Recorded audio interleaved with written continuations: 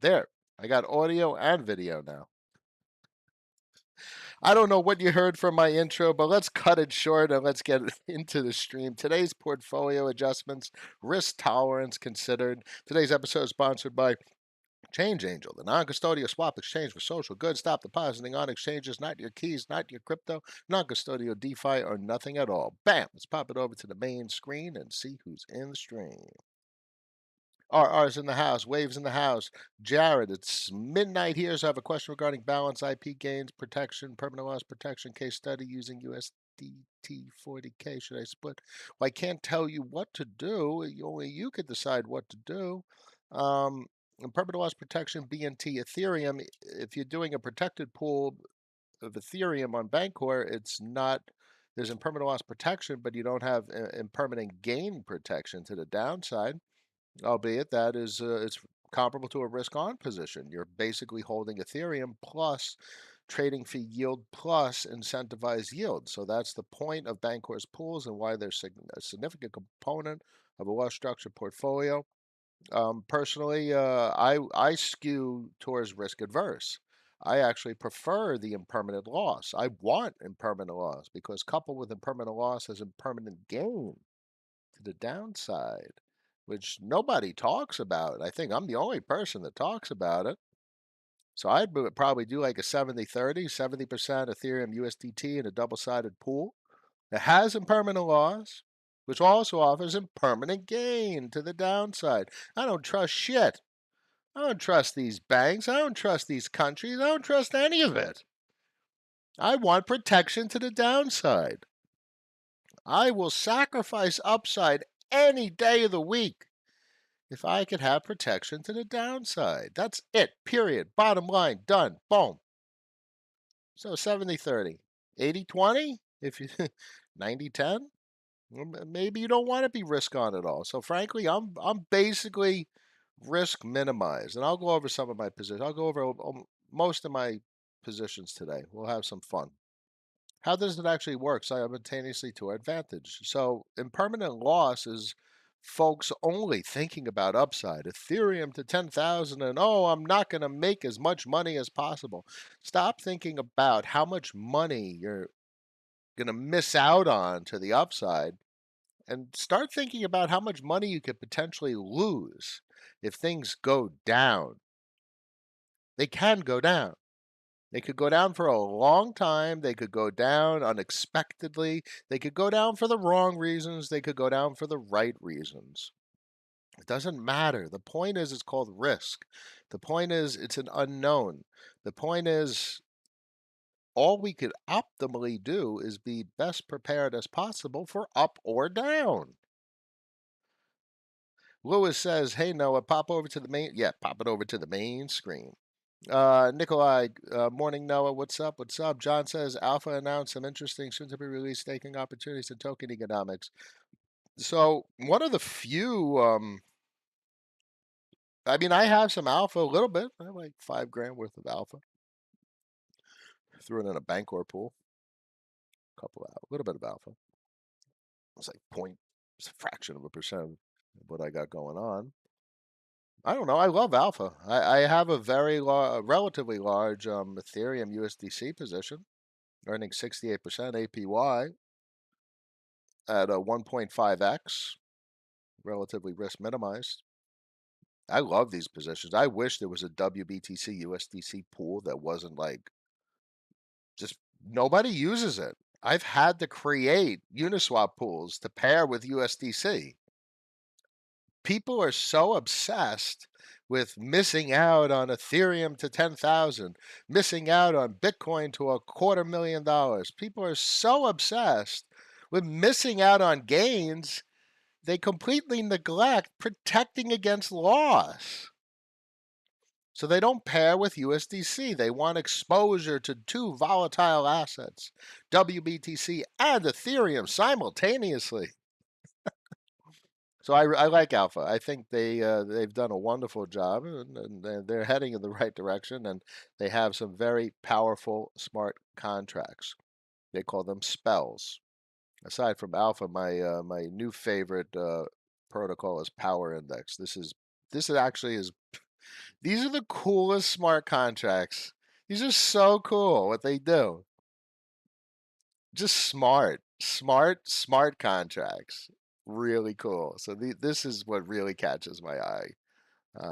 Alpha's awesome. Uniswap is just massive. So that was one of the positions I took yesterday, a relatively decent Uniswap position. Here's my Uniswap positions. Well, my Uniswap positions of Uniswap. It was larger, but I just sensed too much risk in the morning. But notice, here, we'll go over here. This shows it nicer. So I have four Uniswap positions that I opened. I bought into Link. I finally bought into Link. Um, it's dollar protected. I own 88% of the entire pool. Link USDC. Uniswap USDC, 14% of the pool. USDC, 0x and USDC, I own 98% of the pool. I think I own 100% of this pool. ARNXM is really cool. It's an interest-bearing insurance derivative, insurance collateral derivative. Come on. Come on. So look how many people aren't using dollar stablecoin pairing. I mean, there is a fair amount of uni, but bear in mind it's not because there's only $25,000 worth of uni in this pool from me. 711 uni, and I own 14% of the pool. It's ridiculous. Everyone's uni Ethereum and double volatile assets, and I don't understand. I don't understand. I guess there's zero risk aversion. People have no fear, and they think it's all gonna go well. And I love my crypto. I love Ethereum. I think it's brilliant. I love plenty of assets, but I don't trust them. I don't trust them at all. Ain't that the truth? Heirlooms in the house. Always a pleasure. Larry, welcome. Keith, good morning. Keith says the other day I asked you about Luna Terra ecosystem with Terra USD stable, incredible system. If you have the time to read up on it, yeah, Luna's cool. I can't buy any of it. Doesn't exist on a decentralized platform, and I have no interest in centralized exchanges whatsoever. So, or can you? It's not? Is there any ERC20 representation? I don't know. Shows how much I know about it. Wrapped Luna. All right. Maybe. Not something I'm interested in at the moment. Albeit it's an interesting tech. You don't have to own everything you want to own. Just saying. Talk about USDC. Been doing some research. Radium USDC is 200% and Anchor USDT is 300%. The Solana and Terra blockchain are much cheaper than Ethereum. Cool. Use it if you want to. I want to use 1 inch. That's what I want to use. I don't mind paying 75, 150, $200 a transaction. I'm just saying. My channel, that's what I want to do. When there's seamless interoperability, and I could come here and I could do USDC and cake, the pancake swap. Then there's really DeFi. Until then, I don't really care about the other platforms. I need seamless interoperability. And do I care if PancakeSwap goes to 10 billion and I miss out on 80% gain? No, I don't care. I don't care about missing out on gains.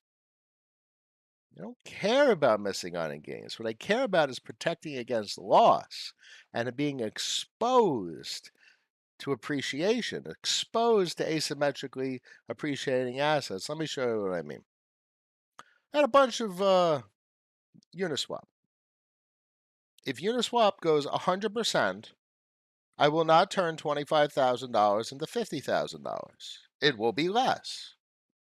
And I'm okay with that because I have downside protection. If Uniswap loses 50%, I will not lose 50% of $25,000. I will not lose $12,500. See what I'm saying? Stop focusing on how much you're going to lose if something goes up 1,000%. You want to protect against the downside. What I want is a rational value allocation strategy. And for me, dollar stablecoin pairing is probably one of it'll win a Nobel Prize or some shit for value allocation strategy. It's literally like it's an option straddle combined with a dividend bearing asset, where the dividend bearing asset it has asymmetric appreciation potential. It's like a REIT combined with an option straddle where the REIT can go 1,000% on the money. I just and that's a dollar stablecoin pairing.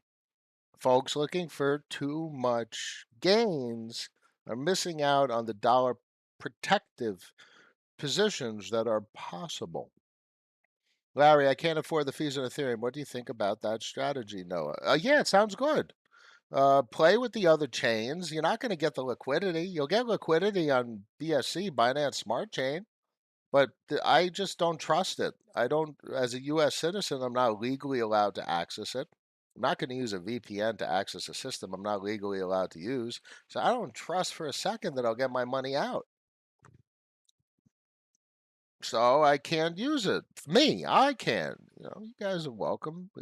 Everyone could do what they want to do. I'm not risking my money. BSC is the only place you're going to get liquidity. Maybe Luna, Phantom's picking up speed, and the bridges are picking up speed. I hit shit. Go for Matic. What's it called? EasyFi. They're getting there. Or just use Loopring or use Diversify. Loopring is zero cost Ethereum trading. And Diversify is zero cost Ethereum trading. And you could, bear in mind, Larry, you said you can't afford Ethereum. You go over here to 1inch and you hit the limit button, it's free. It's a zero cost Ethereum transaction. So wait, what can't we afford if you use a limit order and it's zero cost? It doesn't cost anything. There's no gas fee. You just got to pay the approval fee. Just the approval fee. $20, $15, and then the transaction isn't $200-300. It's free. It's a limit order. So folks saying that you can't do Ethereum because it's too expensive. Meanwhile, there's basically free Ethereum transactions on Loopring, Diversify, limit orders on 1inch, limit orders on Maca. I just don't get it. I'm just saying. Brad, yes. Hey, Brad, I have your question. Let's find your question. It's somewhere around here. I stoked the fire by doing XRP tweets. I like XRP. I think it's cool tech. I think people love it. I don't really understand that mentality about loving an asset that's completely risk on, and you can't have a dollar stablecoin pairing. So how do you protect against the downside? Um, I can't have a position that doesn't have protection. I just can't. I don't trust any of these. I don't trust the markets. I love the assets and I think they're going to change the world. I just don't trust the markets. I don't trust the market participants. I don't think they're rational at all. I don't think they're engineers. I don't think people understand technology. I think they're buying some shit because they think it's going to go up, and when it goes down, they freak out because they're losing money. So, and I have to protect against that because that's real. Yeah, Raptera, I see that. It's pretty cool. How did I miss that? See, yeah, you could get it on Ethereum. It's pretty cool. And that's the whole thing. Like at some point, all the dexes will skip the wrap part and just say it's Terra. And it'll all be seamless. And this will all smooth out over the next couple of years. Um, Wave Matt, I appreciate the dialogue on Twitter with you on XRP. Yeah, so I like XRP. I think as a bridge to other assets, I think Quant is probably in a better position. I think that every country around the world is going to have a digital currency because it's too powerful. It's like unlocking the nuclear fusion, fission, and you have to have it once the digital yuan goes online and they have all that power, all that power. Every country is going to be like, I want that power too, to be able to control the money. So they're not going to use any of the public systems, but they're probably going to want interoperability with the public systems because the general public is going to want the public blockchains. They're going to have to use the sovereign blockchain, the sovereign digital systems, just like everyone uses the dollar. It's that the sovereigns control the payment method. Um, how the sovereigns communicate with one another, they're probably going to want to control that too. So I would bet nothing on a technology that the sovereigns somehow uh, choose to use as an interoperability solution. They're going to do whatever they want to do. I will not bet on that any day. I wouldn't bet on Quant. I wouldn't bet on Ripple. I wouldn't bet XRP. I wouldn't bet on any of the other interoperability solutions being picked up by the sovereign countries. I don't have. I'm not going to take my money and make that bet. I'm going to take my money and bet on things that are going up in value. I'm going to take my money and sell things that are going down in value. You buy things that are going up in value, you sell things that are going down in value, and you protect your value. This is not a gambling channel. This isn't BitBoy bullshit. It's going to the moon, the untapped gem, and no one ever saw this coming. It's an incredible asset. Watch out, be prepared. This is not that. This channel is about your money. This channel is about protecting your money. This channel is about growing your money in an intelligent, rational way. I guarantee you, if there was a wrapped XRP on Ethereum and I could pair it with USDC, yes, I'd have a position like that. Have 5 grand, 10 grand, something like that. I'd have a position. But I can't protect against the downside, and I can't buy it in a decentralized fashion. So I can't own it. Bottom line. Bottom line. So I'll keep talking about XRP. There's no reason not to. It's cool tech. I mean, those validators and XRPL, it's great tech. Whether it gets adopted or not is all speculative. And if you don't think it's speculative, no, that's not the way it works, boys and girls. This is all, even Ethereum going to 10 grand is speculative. It's all speculative. This is all speculation. And the second you realize it's all speculation is when it starts going down and you're like, shit, what do I do? So when things are going up, I'm the one who's thinking about what if it goes down. I'm the one preparing for if it goes down, not when it goes down. It might not go down. It might not go up. But what if it goes down? What if it goes up? Why not prepare for both? Now we're talking. Um, Thank you, Larry. Noah is building his ark of financial freedom to save us from the biblical downfall of the legacy financial system. Well, I'm building rationality, rational value allocation strategies. I, I, I purvey, I present to you ideology that most persons don't think about. Most persons are like, I have dollars, let's buy something. And you're buying something, you're spending money. So people, people so often think of buying like whatever Bitcoin as I purchased Bitcoin. You didn't purchase shit. You took your money and converted it to something else. You still have your money. You didn't buy anything. You just converted the value from one vehicle to another vehicle. It just so happens that this other vehicle, Bitcoin, goes up and down in dollar denomination. You're not buying anything. This is all about value transfer, value preservation, value storage, inflation, deflation, appreciation, depreciation. And it's all really denominated in dollars because the globe operates on dollars, and that's just the way it is. You're always thinking if Ripple goes to $1, if Ripple goes to $3. Yeah, dollars. No one's out there saying if Ripple goes to 0.005 BTC. No, that's not the topic of conversation, even amongst the most diehard blockchain persons, because Bitcoin is dollar denominated. Bitcoin going to $250,000. It's the base unit of account for the planet currently, and it's the status quo. It's the prevailing trend. The trend continues until it stops and reverses. The trend continues until there's a disruption, and that's not right now. You play the markets as they are right now. You speculate as to where you think they will be. You don't live in a fantasy land of your hopes and dreams. That's how you'll hurt yourself financially.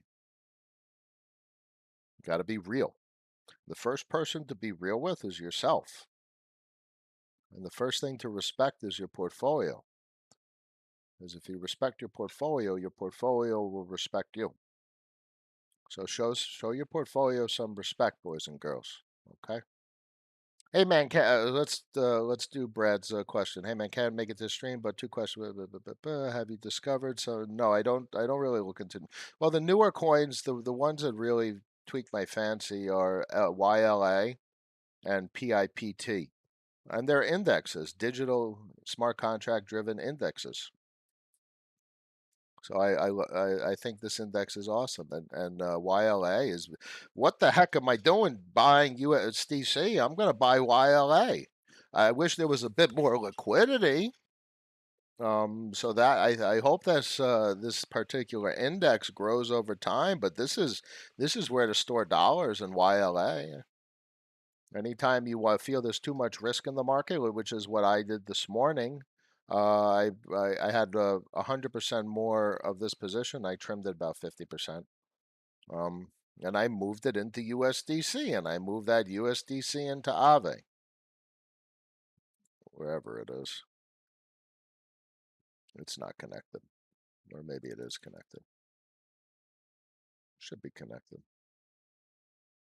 Anyway, point being, instead of that, I much prefer YLA, which is 30% interest-bearing dollars, more or less.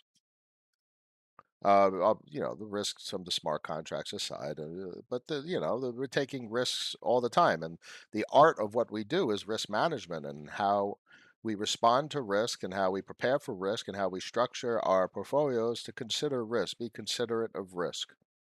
Do you still look for those situations? Yeah, I don't want something that's like, I don't want 10,000% gains. I don't want it. I want to get 50 to 100% gains. Bitcoin is gonna throw out like a couple 100% gains. That's awesome. I mean, listen, if Ethereum goes 5x on the money, and because I pair it with USDC and I only get 3x on the money, what the heck? That sounds awesome to me. I experienced impermanent loss. Yes, awesome. 3x on the money instead of 5x, and I was protected to the downside. It's basically built-in insurance. Yeah, Vesper's cool. Vesper's pretty cool. Maybe I'll buy some and I'll throw it in a USDC stablecoin pairing. Let's keep it going. Definitely selling when my targets are hit and putting the vast majority into Noah's method. Yeah, okay, so I understand and appreciate everyone's uh, that they don't have a portfolio size such as myself, and I am the first to say last year in 2020 I took excessive risk. And I didn't necessarily have the value allocation strategy that I overwhelmingly present to you all now. So to make excessive gains, we have to take excessive risk. Um, And along with excessive risk comes the potential of excessive loss. So we all have to live with our decisions. And this is not a channel for me to tell anyone what to do, but to share with you what I do and the realizations and learning and evolution and maturation that I've experienced with handling value for myself. And as I always say, I hope it helps. And I'm pretty sure it does. Like the whole goal really of the channel is to show you what to do when you have enough, exactly what you said, Wave. When you have enough capital, you want to protect it. So it's a subjective choice of when is enough capital for each one of you. So you said it very well. When you have enough, you're going to use my method. And bear in mind, my method is not going to make very little money. I expect my methodology to make ample amounts of money. I expect the methodology to actually make an enormous amount of money. Instead of a 5x on Ethereum or a 10x on Ethereum, I'm going to get, a 3x or a 6x on Ethereum. Oh, the horror. The horror. Um, Let's keep it going. Trevor, my man, Thomas, legacy financial system downfall, but preaching U.S. dollar stablecoin pairs. I get it, but we really think the legacy financial system will fail. Okay, failure is an interesting word. Uh, it, it, it's in the process of failing, but the dollar is the foundation of everything. It doesn't just evaporate into thin air. The status quo, the infrastructure, doesn't just dematerialize and vanish. New systems don't replace it. That's not the way it works. It's all dollars. Everything, the system, the world, humanity runs on dollar bills. Not paper dollar bills, but you know what I'm saying. It already has failed. Fine, we could say that too, Larry. But it doesn't matter. The dollar is the dollar. It's kind of, the dollar's like Bitcoin, but we've come to accept as Bitcoin. It's not the best technology by any means. Digibyte is far superior, but Bitcoin is Bitcoin. It has the network effect. It's entrenched. It is the status quo. Therefore, it is what it is. It's a self-fulfilling prophecy. That's what the dollar is. It's a self-fulfilling prophecy. The value of the dollar could get cut in half. Could lose another 90% of its value. It's still the frickin' dollar. You just need more of them. Just need more. So just you need 15% per year to compensate for debasement. Just need more dollars. John McGuire, no, my man. Have you considered any USD stables alternatives such as commodity type stables? You made a good point. I saw a stable asset based on 10 kilowatt hours of electricity, uh, which was interesting. Um, Interesting. The best answer I could give you is interesting. Larry M. Only a matter of time. I mean, it's not a matter of time. It's happening right now. I $20 haircut last year is $30 this year, and I see it everywhere. Just going out shopping. I bought a $14 bag of beef jerky in the airport the other day. What the fuck? Go to 7-Eleven, it's $6. The inflation and the pricing models are just ridiculous. You need to have more dollars than ever. But you can. You just can't hold dollars. You just hold hold assets. And the assets are going to inflate. And that means you're going to have more dollars. That means what you had before in dollars, you transferred the value into assets. The assets go up in value faster than the depreciation or the debasement of the dollar. You'll have the more dollars. And you make dollars when you work. You just can't store them in dollars. You can't store the value in dollars. That's the whole point, and that's the strategy. Throw it in a damn Ethereum USDC pairing. That's a better store of value than dollars. You see what I'm saying there? Um, Keith says, did you actively manage the excessive risk, or you just put it in a huddle? Last year, 2020. No, that was actively managed. You know, I was following the technicals. I wasn't as good as I am with technicals nowadays, but I made vast everything I have now started last year with predominantly three assets: Bancor, Kyber, and Synthetics. Synthetics just I was in synthetic Ren. Ren was just a gold mine. Synthetics I had like 45,000 at like 70 cents. And it's going up and I'm selling. It's going up and I'm selling. It's going up and I'm selling. I'm selling. I sold everything by like $8. It's sitting at like 20 something bucks. It's just going to keep going over the years. Synthetics is an absolutely disruptive platform. But everything, all the synthetics I have was interest because synthetics is a yield bearing asset. So I have a synthetics position that's very nice, but it's all free. It was interest, all given to me. And Kyber just went like 10x on the money, and Bancor went another 10x on the money. And nowadays, Bancor's running around with a high of like 850. Still low historically considered where it was in 2017, 2018, Bitcoin denominated. But that thing was ripped about a 10x as well. Last summer, 2020 was crazy, but it was strategic. Sell on the way up to accumulate dollars. It was all about dollars. Dollars provides optionality. Dollars is an intermediary. It gives you a choice of what you want to do, where you want to apply value to. Let's see if this reloads. I'm pretty sure I have some dollars.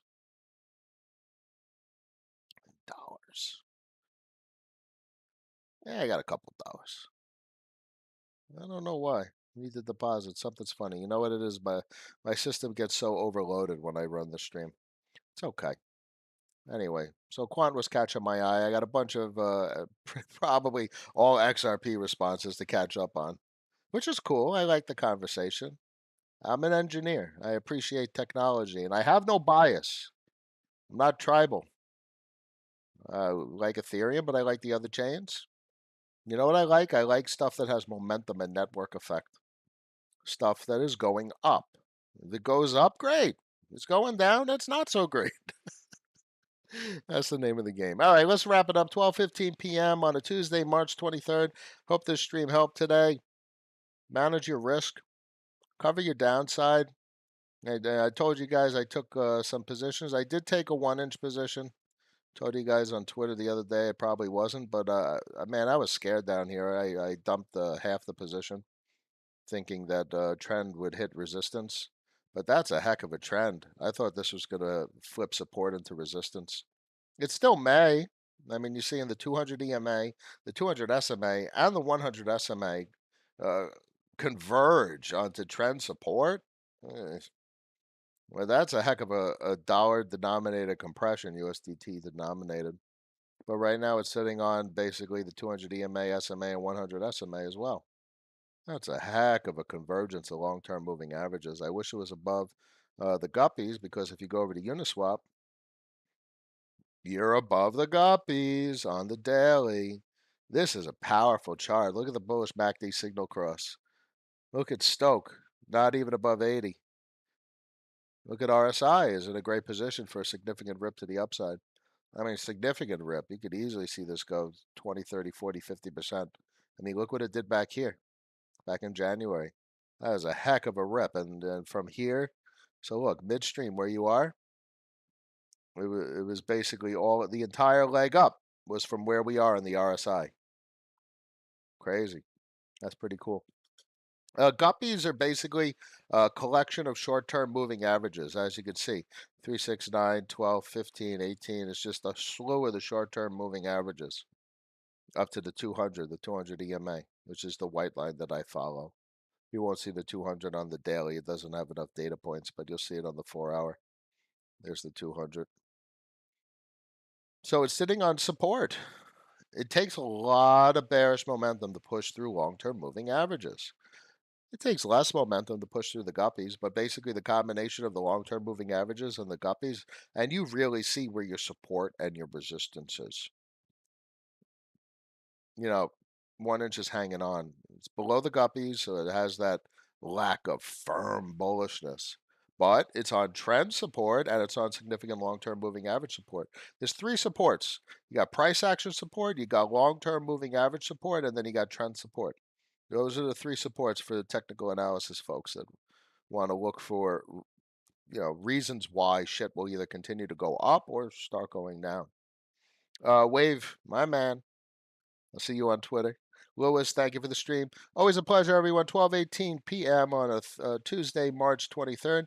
36 people in the stream, 17 likes. We can do better. Tell everyone to subscribe, and I wish you all a wonderful day. I will see you tomorrow. Peace.